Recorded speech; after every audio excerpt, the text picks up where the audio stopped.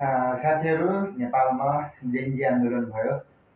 भदौ 23 र 24 गते जेनजी आन्दोलन भयो, सेप्टेम्बर 8 र 9 को दिनमा। अनि मेरो आवाज आउँछ सुन्ने छैन होला, यहाँ बाहिर काम गरिरहेको छ है। आन्दोलन भयो, तर उपलब्धि के भयो? सुशीला कार्कीको सरकार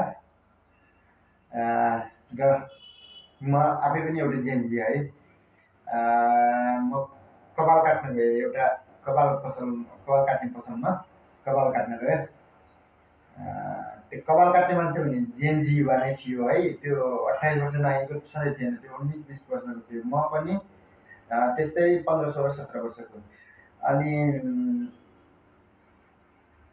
म लाइनमा बसिरहेको थिएँ। मेरो अगाडि लाइनमा एउटा 1-2 जना मान्छेहरू बसिराख्नु भएको थियो र अरू जेनजी साथीहरू आए। मतलब एउटै समूहको भनौँ न, जेनजीहरू आए। अब यत्रा जेन गरेका छन् होइन, यहाँ बडी सडी पालेका छन्, कपाल सपाल पालेका छन्, डर लाग्दा जेनका गरेका छन् होइन। आए अब तिनीहरू आए। अब कतिजनाको पालो छ, कसको कपाल काट्ने पालो अहिले केही सोधेनन् उनले। उनले जब त्यो कपाल काट्न बसेको मान्छेले कपाल काटिसक्यो, उनीहरू गएर बसे।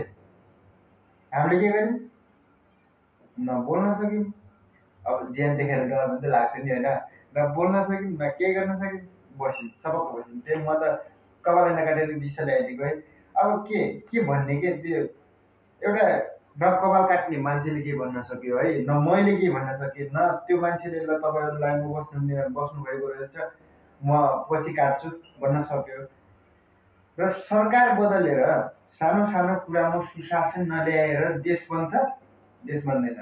त्यहाँमा एउटा प्लेट राखिदिएको भए 1 नम्बरको पछि पालो आउने मान्छे, 1 नम्बरको पालो पछि 2 नम्बरको पालो आउने, तिमी कार्ड लाउने, भिड्ने, टक्क त्यो भिडेको मान्छेले चाहिँ पालो पाउने एउटा विधि गराइदिएको भए, एउटा पद्धति गराइदिएको भए, त्यही अनुसार सबैले कपाल काट्थ्यो नि। त्यो एउटा मान्छे आउँछ, कति छ पालो भन्छ, अब पालो छैन, गयो।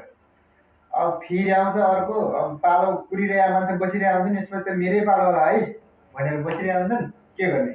अब अर्को आयो, ज्यानको आयो, यत्रो ज्यानको आयो, डर लाग्यो, बस्यो, काटिहाल्यो। अब के गर्ने? कसरी के गर्न सक्यो? सरकार बदलेर मात्र सुशासन हुँदैन। सानो सानो कुरामा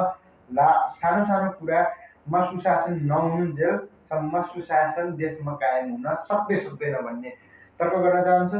र यसबाट मैले के सिक्ने भन्नुहोस् त? तपाईँहरू आफै भन्नुहोस् त।